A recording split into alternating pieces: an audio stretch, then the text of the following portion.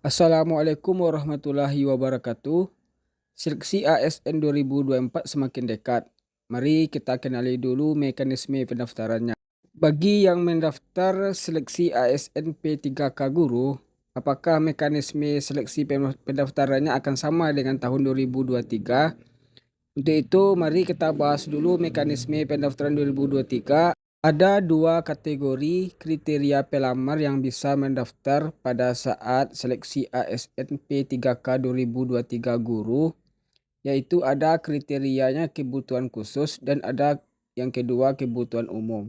Yang kebutuhan khusus tadi terbagi lagi menjadi tiga kriteria. Yang pertama itu pelamar prioritas, yaitu peserta yang memenuhi nilai ambang batas pada seleksi P3K pada tahun 2021 dan belum pernah dinyatakan lulus pada seleksi P3K jabatan fungsional guru periode sebelumnya.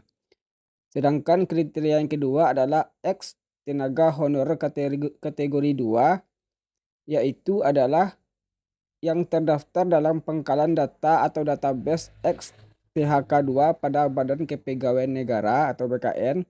Dan yang ketiga adalah guru non-ASN yang mengajar di sekolah negeri yang terdaftar dalam Dapodik Kementerian Pendidikan Kebudayaan Riset dan Teknologi dan memiliki masa kerja paling rendah 3 tahun.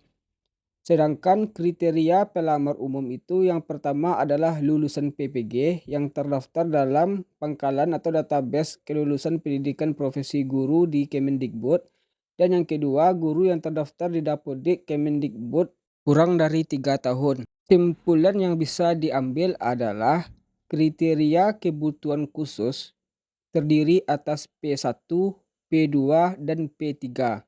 P1 itu adalah yang sudah lulus mencapai passing grade tahun 2021, sedangkan P2 adalah THK2 dan P3 adalah honorer yang terdaftar di Dapodik lebih dari 3 tahun. Dan untuk kebutuhan pelamar umum dikategorikan ke dalam P4, yaitu lulusan PPG dan non-ASN yang terdaftar di Dapodik kurang dari 3 tahun.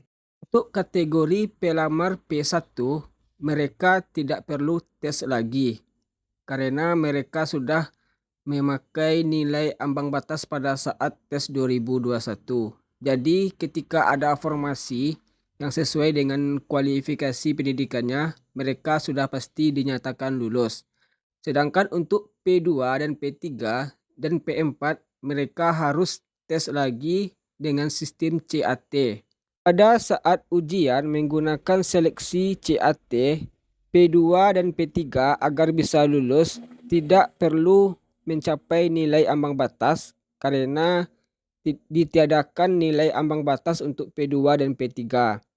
Sedangkan untuk P4 agar bisa lulus harus mencapai nilai minimum ambang batas yang sudah ditetapkan oleh Kemenpad RB.